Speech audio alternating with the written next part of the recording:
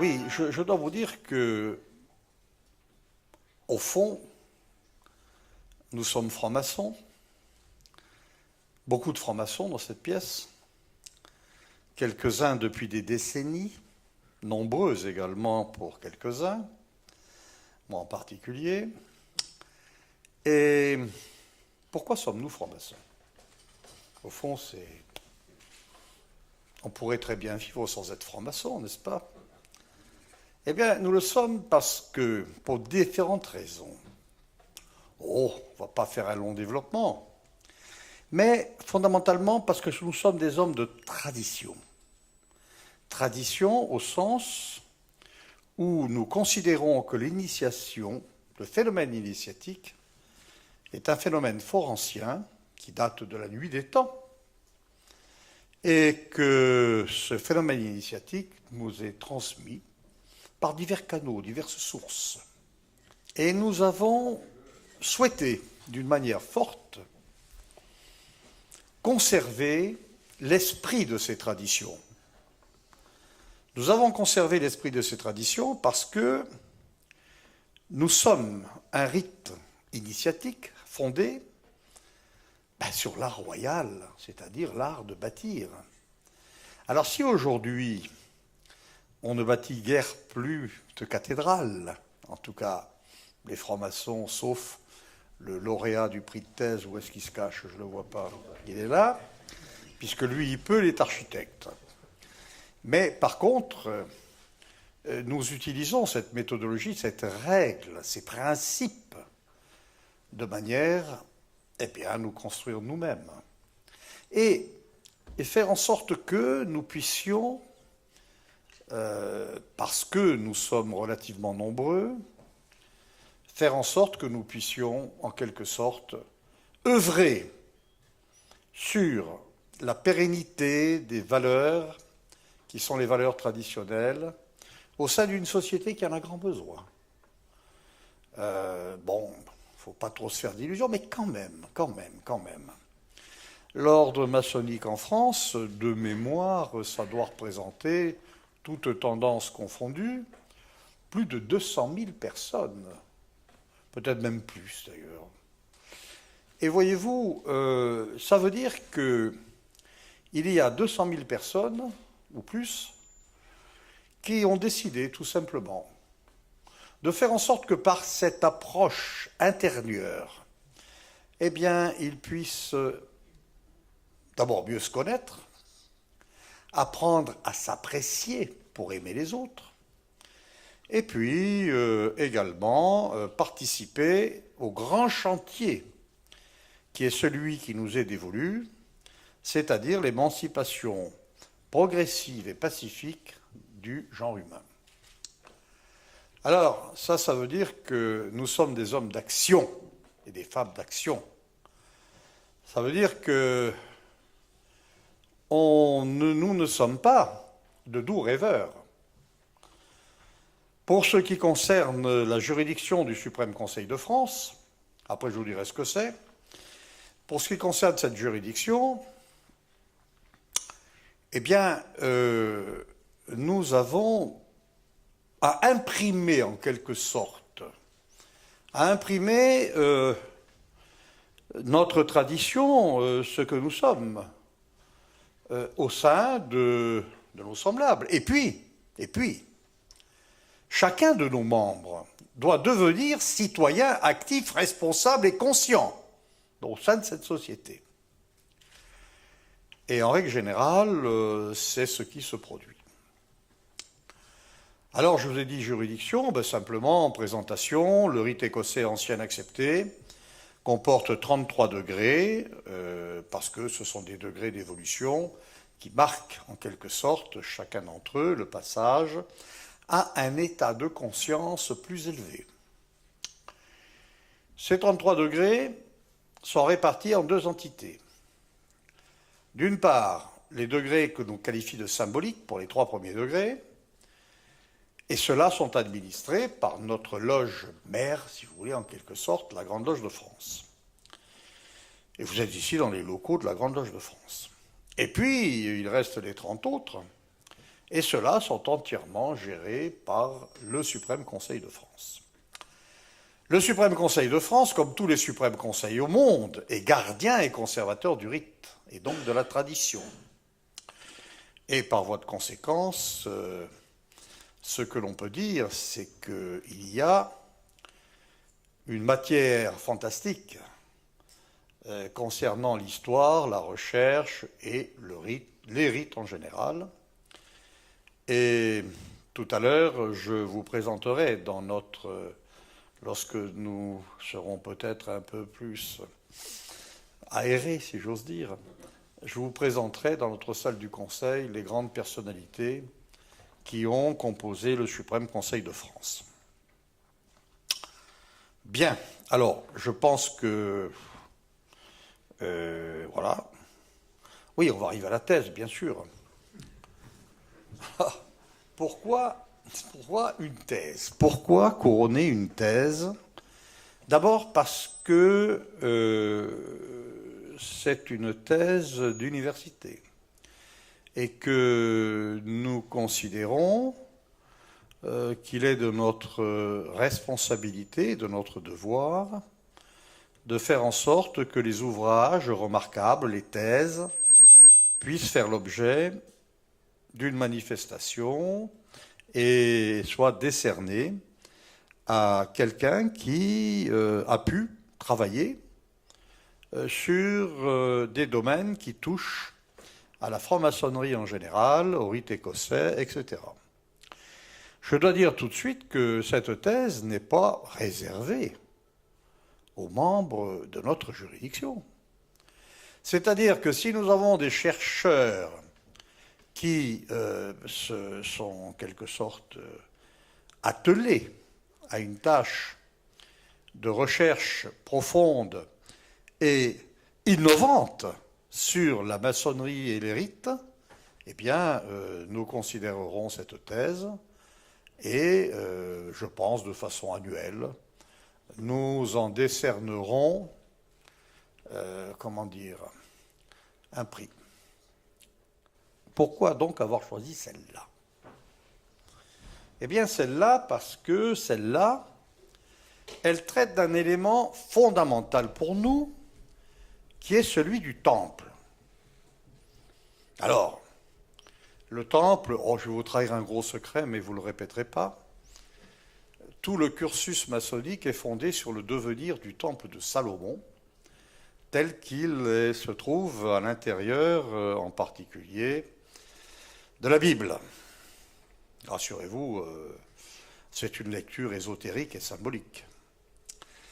Et donc, tout ce qui concerne le temple, qui se deviendra après les premières étapes, qui sont les étapes d'identification, qui permettent après de nombreux passages de degrés, eh bien, d'arriver à l'histoire du deuxième temple biblique, qui va être détruit à nouveau.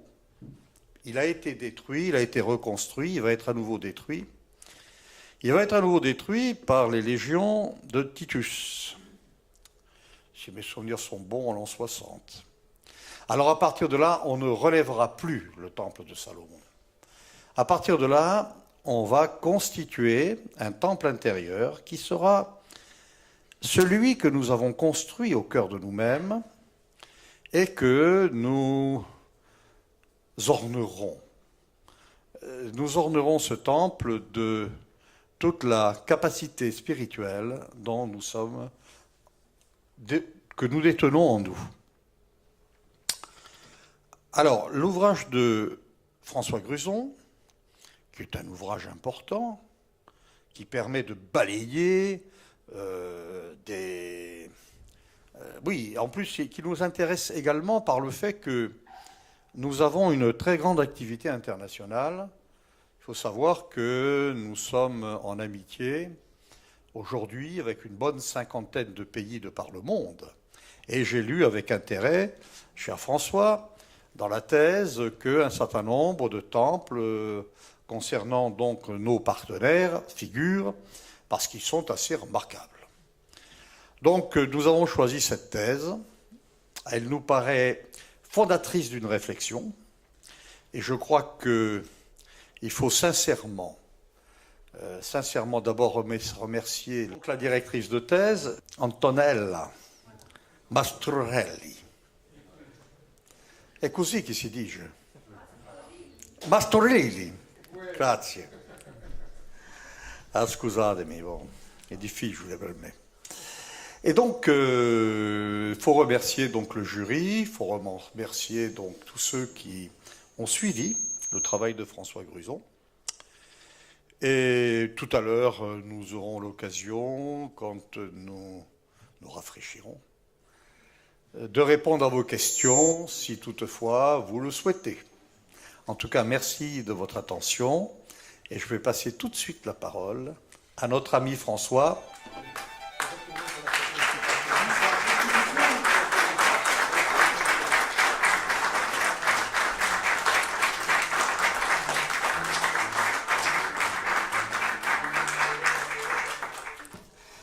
Cher Claude Colin, très puissant souverain grand commandeur du Suprême Conseil de France,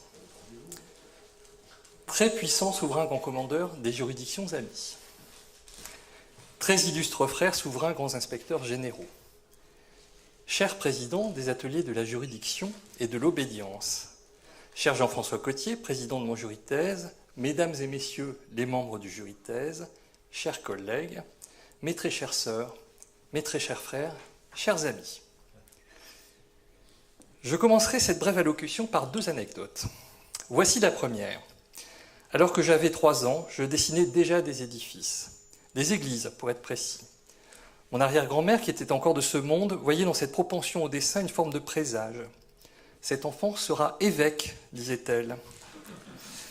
Il y avait bien une forme de présage, en effet, mais pas celui qu'elle pensait. Comme chacun le sait ici, je ne suis pas devenu évêque, ni même si la vocation religieuse m'a titillé pendant toute mon enfance. Je suis devenu tout simplement architecte. Un architecte fasciné par les églises et les cathédrales. Un architecte épris de rites et de sacrés.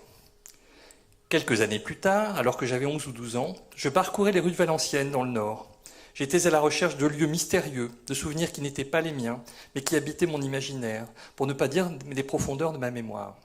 Inscriptions effacées, lieux oubliés, symboles à peine reconnaissables, tels des équerres et des compas entrelacés, formaient une sorte de ville imaginaire et pourtant toujours visible, malgré les stigmates des guerres, des invasions et des bombardements qu'avait subis la ville. Si bien que quand j'ai été initié ici même, il y a maintenant 18 ans de cela, je me suis retrouvé comme chez moi, comme si j'étais rentré à la maison, dans cette sorte de maison intérieure que nous possédons tous et que nous avons tant de mal à connaître complètement. Si je vous cite ces 2 anecdotes ce soir, c'est parce qu'elles résument à elles seules les 2 passions qui ont, avec la musique, guidé toute ma vie. Au risque de vous paraître présomptueux, je dois dire que j'ai toujours voulu être architecte. Et au moins depuis mes pérégrinations valenciennoises, j'ai aussi toujours su qu'un jour, je serais franc-maçon, même si je n'avais aucune idée de ce que cela voulait dire. C'est curieux, mais c'est ainsi. Dès lors, quand il y a maintenant une 12aine d'années de cela, j'ai commencé à réfléchir sérieusement à un sujet de thèse de doctorat, et il m'a semblé tout naturel de rechercher les liens qui pouvaient, du moins dans les profondeurs de mon esprit, relier ces 2 passions fondatrices. Bien entendu, il y a 2 sortes de liens évidents entre l'architecture et la franc-maçonnerie. La première est d'ordre historique, héritier direct ou indirect, je ne rentrerai pas ici dans des querelles d'historiens, des métiers des bâtisseurs. Les francs-maçons entretiennent un cousinage certain avec les architectes, comme ils entretiennent un autre cousinage plus proche encore, avec le compagnonnage. Combien de fois m'a-t-on sollicité pour valider la dimension soi-disant maçonnique de tel ou tel édifice, orné d'outils de dessin, règles, équerres, compas, ou de construction, maillet, ciseaux, levier, alors qu'il ne s'agissait dans la quasi-totalité des cas que de marques compagnonniques ou d'enseignes ornant l'ancienne demeure d'un architecte. En même temps, et ceci constitue la seconde forme de lien, il faut bien reconnaître aussi que les francs-maçons, à de nombreux moments de l'histoire, ont été les architectes, non d'édifices réels, mais d'une société meilleure. Les chantiers devenant en quelque sorte virtuels. Oui, et le grand commandeur en a parlé, il reste encore aujourd'hui des cathédrales à construire. Elles ne sont pas faites de pierre, mais de projets, d'ambition, d'intelligence et de bienveillance envers nos semblables. J'ai toujours considéré, en tant qu'architecte praticien, qu'un bel édifice est un édifice où on se sent beau soi-même. De ce point de vue, la cathédrale que les francs-maçons ont à construire doit suivre la même voie. Un monde meilleur est un monde où chacun doit se sentir meilleur lui-même. Pourtant, et peut-être vais-je vous étonner, ni la filiation historique ni la finalité humaniste qui relie l'architecture et la franc-maçonnerie ne m'apparaissaient comme des sujets de recherche en tant que tels, soit parce qu'ils avaient déjà été traités suffisamment par certains de mes prédécesseurs, soit parce qu'il m'apparaissait difficile d'en définir le contour. Ainsi, lors de la rédaction du catalogue de l'exposition de l'idéal au réel, ici même en 2011, et dont j'avais co-assuré le commissariat, je m'étais interrogé dans un article que j'avais justement intitulé « L'architecture maçonnique existe-t-elle » La question se pose en effet. Qu'est-ce qui pourrait fonder une définition solide de ce qui serait une architecture spécifiquement maçonnique? La présence d'emblèmes ou de symboles spécifiques? L'appartenance de son auteur à l'ordre maçonnique? Une forme de pensée spécifique qui aurait guidé l'inspiration de son auteur? Mais alors, comment pourrait-on définir ce que serait une pensée spécifiquement maçonnique? Et comment la distinguerait-on de l'humanisme de son temps ou de la philosophie des Lumières, elle-même héritière, qu'on le veuille ou non, d'une forme de pensée judéo-chrétienne? On le voit, cette piste était une impasse, et d'ailleurs le professeur Henri Bressler, historien de l'architecture, que j'étais allé voir pour le solliciter comme directeur de thèse, m'avait renvoyé sèchement en me disant « François, je ne comprends rien à ce que tu racontes ». Il avait raison, bien sûr. Comme le dit l'adage qui trop embrasse mal étreint, il fallait en effet que je me concentre davantage sur ce qui fonde la spécificité de la franc-maçonnerie, non en tant qu'enseignement philosophique, ce qui est intrinsèquement impossible à mon avis, mais en tant que corpus observable, mesurable et descriptible avec les outils des sciences humaines et sociales. De ce seul point de vue, la chose devenait très simple à aborder. Ce qui fonde la spécificité de la franc-maçonnerie, ce sont, du moins à mon avis, ses rituels, et avec eux ce formidable trésor que représentent les rites, et notamment le rite écossais ancien et accepté que nous pratiquons ici, les symboles, les emblèmes, tout un langage de mots, d'images et de gestes qui en quelque sorte se cristallisent dans l'architecture qui les abrite. Dès lors, la chose devenait facile d'une certaine façon. La question était double et pouvait se poser comme une forme de quête en forme d'aller-retour. À l'aller, elle se formulerait ainsi. En quoi et comment les rituels modèlent-ils l'architecture qui les abrite? Comme je l'ai déjà dit à certains d'entre vous, j'aurais pu tout aussi bien poser la même question avec la corrida ou les différentes liturgies chrétiennes, par exemple.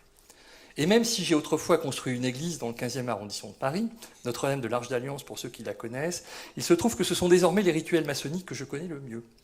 La réponse à cette question, qui consiste à s'interroger sur la façon dont les rituels maçonniques conforment l'architecture qui les abrite, constitue finalement le cœur même de ma thèse, même si pour arriver à une telle réponse, il m'aura fallu constituer un corpus de plus de 700 édifices maçonniques dans le monde, répartis sur l'ensemble du globe. J'ai, dans ce cadre, proposé le concept de concrétion, qui envisage l'architecture comme la conformation matérielle des usages qu'elle abrite, à l'image de la façon dont un mollusque, par exemple, fabrique en dur son propre abri. Notons que cette notion s'applique à toute forme de rituel, y compris les plus anodins, comme ceux que nous accomplissons chaque jour dans l'intimité de notre vie quotidienne. Au retour de cette quête interrogative, la question pourrait se retourner ainsi. En quoi et comment l'architecture interagit-elle dans la pratique des rituels? Ceux qui assistent à la messe ou à toute autre forme de pratique rituelle le savent bien. Le cadre architectural joue un rôle essentiel non seulement dans la pratique rituelle elle-même, en tant que scénographie nécessairement spatialisée, mais il agit aussi directement sur la réception de ce rituel, tant l'éclairage, l'acoustique ou l'appareil ornemental ou symbolique influent sur notre état psychologique. À vrai dire, ce deuxième versant de la question que j'avais initié à l'occasion d'un article publié il y a quelques années dans un numéro au 12e degré de la revue du Suprême Conseil de France Ordo ab Chao est assez peu développé dans ma thèse et il me revient désormais d'en développer les attendus dans le cadre d'une future habilitation à diriger la recherche. Ces travaux, ainsi que ceux qui suivent, feront bien entendu l'objet de publications grâce à votre aide, très puissant souverain grand commandeur, et grâce au prix que vous avez bien voulu m'accorder aujourd'hui. Je ne pourrais terminer cette allocution sans quelques remerciements. Pas seulement parce que c'est la coutume, ou parce qu'il faut bien en passer par cela. Non, absolument pas. Mes remerciements ici sont impérieux et constituent une véritable nécessité du cœur. Je voudrais d'abord remercier la professeure Antonella Mastrorilli, ma directrice de thèse, car c'est elle, alors qu'elle m'avait invité à faire une conférence à l'École nationale supérieure d'architecture de Lyon sur Le Corbusier, qui m'a convaincu de me lancer dans cette entreprise, et sans elle, ce travail n'existerait même pas. Je voudrais également remercier les membres du jury de thèse, et en particulier son président Jean-François Cotier, qui sait par ailleurs tout ce que je lui dois, membres qui ont bravement affronté la lecture des 860 pages, du moins dois-je leur en faire le crédit, avant de m'accorder leurs félicitations à l'unanimité. Il serait idiot et hypocrite de ma part de ne pas le reconnaître. Mes remerciements vont également à mon associé à l'agence Opéra, Bertrand Vernet, qui est aussi mon frère et mon filleul en franc-maçonnerie, et qui a largement supporté plus que sa part de travail pendant ces 3 années d'écriture. Cette gratitude va également à mes proches, mon fils Guillaume, qui est ici, et que j'embrasse, et surtout mon épouse Sylvie, qui n'a pas pu se joindre à nous ce soir, mais qui a vaillamment supporté que je consacre à ce travail durant 3 longues années, tous mes week-ends et mes vacances. Eh bien, chers proches, que vous ne soyez pas rassurés, car j'ai bien l'intention de poursuivre ainsi dans les années qui viennent. Enfin, et plus sérieusement, je voudrais vous remercier, très puissant souverain grand commandeur, pour l'honneur que vous me faites et surtout pour la confiance que vous me témoignez à travers la remise de ce grand prix de thèse du Suprême Conseil de France. Cette récompense me touche au-delà de ce que je pourrais exprimer ici. En effet, je dois reconnaître que j'ai déjà beaucoup reçu, ici même, dans cette maison, dans les différents ateliers que j'ai pu fréquenter sous l'obédience de la Grande Loge de France ou de la juridiction du Suprême Conseil de France. Pourtant, ce prix n'est en aucun cas pour moi la conclusion d'un travail, pas plus qu'il n'en est le couronnement. Je le vois au contraire comme un encouragement à poursuivre. À poursuivre mon ouvrage de chercheur, bien sûr, mais aussi à poursuivre ma quête de cherchant, d'architecte et de franc-maçon tout à la fois, notamment au travers du devoir de transmission, celle du métier, bien sûr, que je fais chaque jour en tant que professeur, mais aussi et surtout celle des valeurs que nous portons ici. Et, pour paraphraser le manifeste du Convent de Lausanne, que vous avez moi-même cité, je reçois surtout ici un nouvel encouragement à travailler sans relâche au bonheur de l'humanité et à poursuivre son émancipation pacifique et progressive. Très puissant souverain grand commandeur du Suprême Conseil de France, très puissant souverain grand commandeur des juridictions amies, très illustre frère, souverain grands inspecteurs généraux, chers présidents des ateliers de la juridiction et de l'obédience, mesdames et messieurs les membres du jury, chers collègues, mes très chères sœurs, mes très chers frères, chers amis, j'ai dit.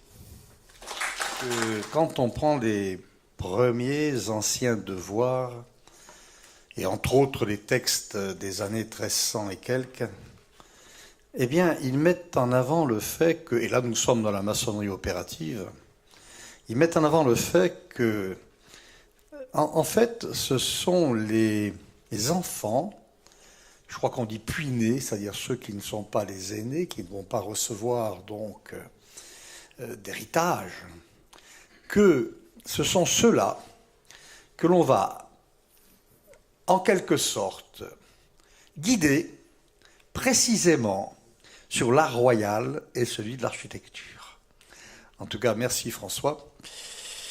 Merci pour tes propos et surtout merci pour tout ce que tu fais pour nous. Merci, parce que sa modestie lui a interdit de dire qu'il est en fait un peu notre architecte officiel. Voilà.